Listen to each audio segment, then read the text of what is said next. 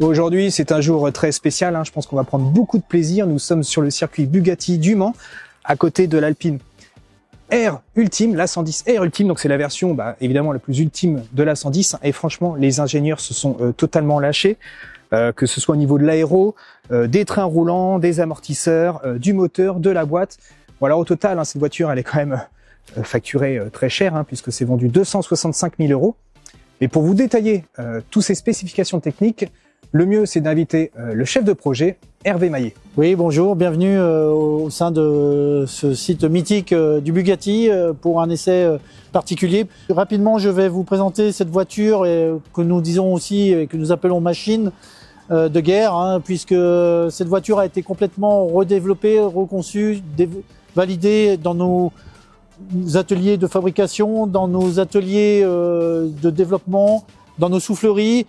Et nous avons commencé donc par changer l'ensemble de la distribution de l'air pour améliorer l'aérodynamique de cette voiture, en partant de la face avant de cette voiture où nous avons ajouté un splitter, et également ajouté des pièces carbone qui permettent de récupérer l'air en face avant et de pouvoir l'extraire sur la partie supérieure du capot, avec des ailettes qui ont été développées en soufflerie spécifiquement pour maintenir l'air au plus près du pare-brise, avec un écoulement progressif vers l'arrière du véhicule, qui est ensuite maintenu avec cette spoiler double lame spécifique également, avec des réglages spécifiques suivant les conditions de piste et de disponibilité usage client track.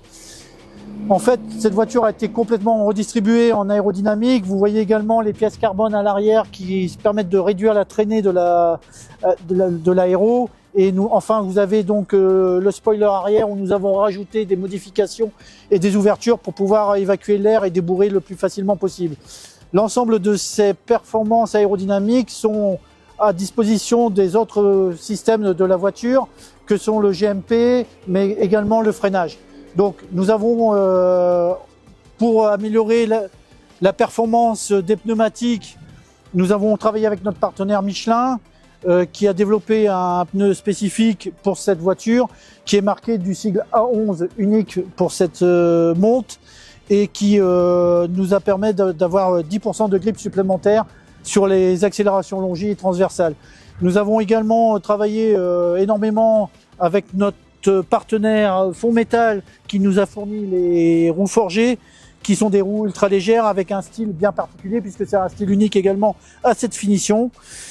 Nous avons également repensé complètement la partie freinage avec des étriers et des disques spécifiques, hein.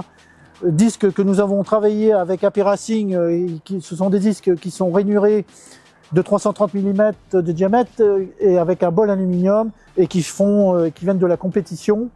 Et nous avons également développé des étriers spécifiques issus de la compétition, avec des cales spécifiques qui sont montées en usine. La taille des roues également a pris de l'ampleur, puisqu'on est passé sur des roues de 225 à l'avant, 255 à l'arrière, 18 pouces à l'avant, 19 pouces à l'arrière. Et nous avons également retravaillé la partie moteur-boîte, hein, que vous voyez ici cachée, mais qui est pour nous pas simplement une simple évolution du moteur, mais vraiment un nouveau groupe motopropulseur, avec donc une partie supérieure qui vient de la compétition GT4 piston et en biellage, avec également des bougies qui viennent de la compétition, qui ont été mis au niveau d'usinage spécifique pour l'application de ce moteur. Et également, nous avons retravaillé la partie boîte, puisque nous sommes passés d'une boîte 7 vitesses de chez Getrag à une boîte 6 vitesses, qui intègre un différentiel également à glissement limité spécifique, qui vient de notre partenaire JTEC, donc pour améliorer justement la stabilité et la motricité dans les virages à haute vitesse. Voilà ce que je peux vous dire pour la partie motopropulseur. Nous avons également retravaillé la partie turbo, puisque nous avons réusiné et le carter et la roue du turbo pour pouvoir atteindre une performance de pression de compression de 2,9 bars. En ayant intégré cette nouvelle boîte, nous avons pris à peu près 20 kg de masse supplémentaire, hein, par l'architecture de la boîte. Donc nous avons travaillé l'ensemble de ces pièces pour intégrer un maximum de pièces en carbone ou en aluminium forgé ou usiné pour rattraper et maintenir le poids de cette voiture à 1100 kg, qui est le poids de référence d'une version R. Enfin, et pas le moins, nous avons également retravaillé l'ensemble du refroidissement par une adjonction de prise latérale au niveau de l'entrée d'air pour aller réinjecter de l'air sur les étriers et sur les disques pour obtenir un maximum de performance dans le temps de nos freinages. Comme vous l'avez vu, comme nous avons changé la balance complète aéro de cette voiture, nous avons dû également retravailler la partie calibration de l'ABS et de l'ESP de cette voiture. Donc nous avons été obligés de travailler avec notre partenaire Bosch pour pouvoir satisfaire à toutes les conditions d'utilisation de cette voiture dans des conditions qui sont soit sur la route, soit sur la piste. Encore une fois, cette voiture est livrée en configuration route homologuée, qui sort de nos usines. Et après, le client peut se faire à sa carte une mise au point spécifique,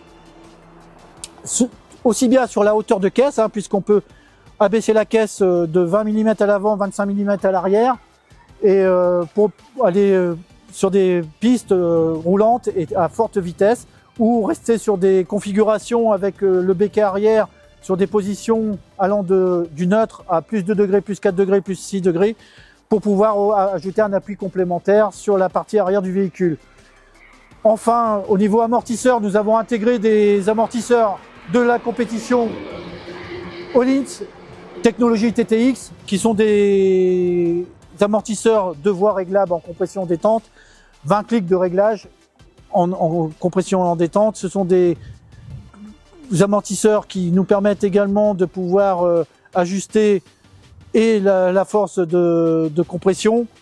Et nous avons également, avec ces amortisseurs-là, avec sa capacité hydraulique, la possibilité de pouvoir ajuster la hauteur de caisse. Maintenant que Monsieur Maillet, le chef de projet, nous a clairement mis l'eau à la bouche, on va pouvoir l'essayer. Alors on va commencer par faire 4 tours avec la bleue, c'est la R. Et ensuite, nous allons pouvoir faire 4 tours avec la R Ultime. Là, ils sont en train de nous la bichonner, pression des pneus, ils font le plein. Et dans quelques minutes, c'est à nous.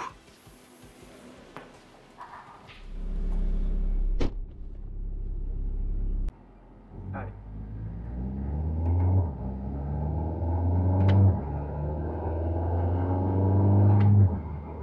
Bon, voilà, je sors de la R tout court, et là, je me retrouve au volant de la R Ultime. Alors, j'ai déjà fait quelques tours de piste avant.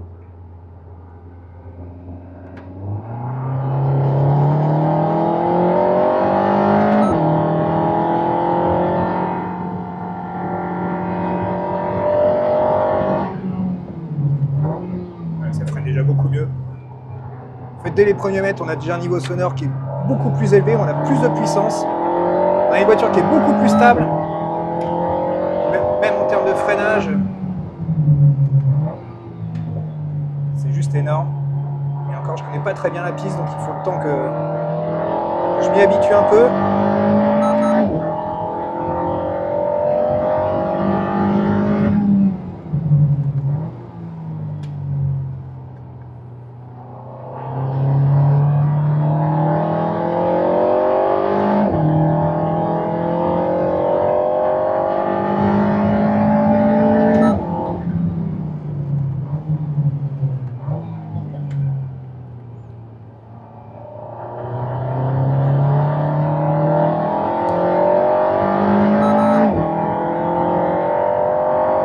On a une auto qui est beaucoup plus stable.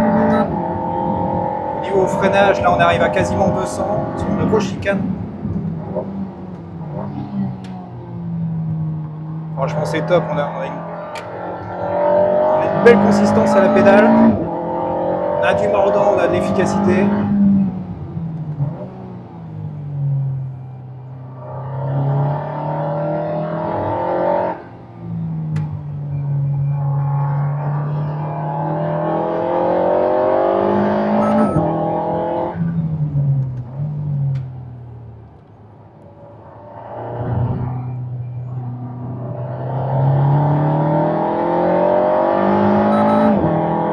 Franchement, c'est le kiff cette bagnole. pas toujours évident hein, de faire des commentaires sur les sensations de conduite tout en roulant sur circuit. Je vous fais une petite voix off. Alors son freinage est clairement meilleur, hein, ça vous l'avez compris. Hein. En plus d'offrir de grandes décélérations, alors sous condition de posséder un bon mollet, l'ensemble disque-plaquette semble indestructible. L'absence de grondement et la constance du ressenti de la pédale de frein forcent le respect et mettent en confiance. À cela s'ajoute l'absence de plongée et de roulis et vous obtenez un sacré outil. C'est ainsi que l'on remarque le travail de l'amortissement et des pneumatiques, permettant des passages en courbe plus rapides. En plus de pouvoir freiner tard et de faire pivoter l'arrière, les sorties de virage précoces peuvent être envisagées grâce au différentiel à glissement limité. On se prend alors au jeu à retarder les freinages, à jouer du transfert de charge, à augmenter l'allure dans les courbes. De l'aveu même du pilote d'essai Laurent Urgon, elle grappille 5 secondes au tour par rapport à l'air. Un chiffre qui résume à lui seul les évolutions techniques. Seulement, nous n'irons pas chercher ces 5 secondes au tour, mes talents de pilote étant limités et le tour de manège étant déjà terminé.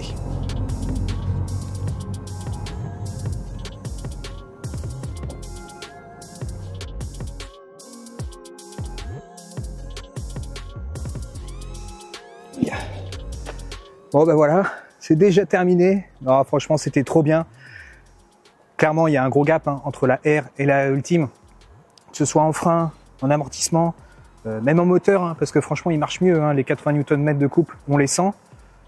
Même en ressenti, vraiment le freinage, c'est vraiment, c'est peut-être ce qui ressort le plus de cette voiture-là. Et encore, moi, je suis pas pilote, hein, donc je l'ai pas amené au bout du bout.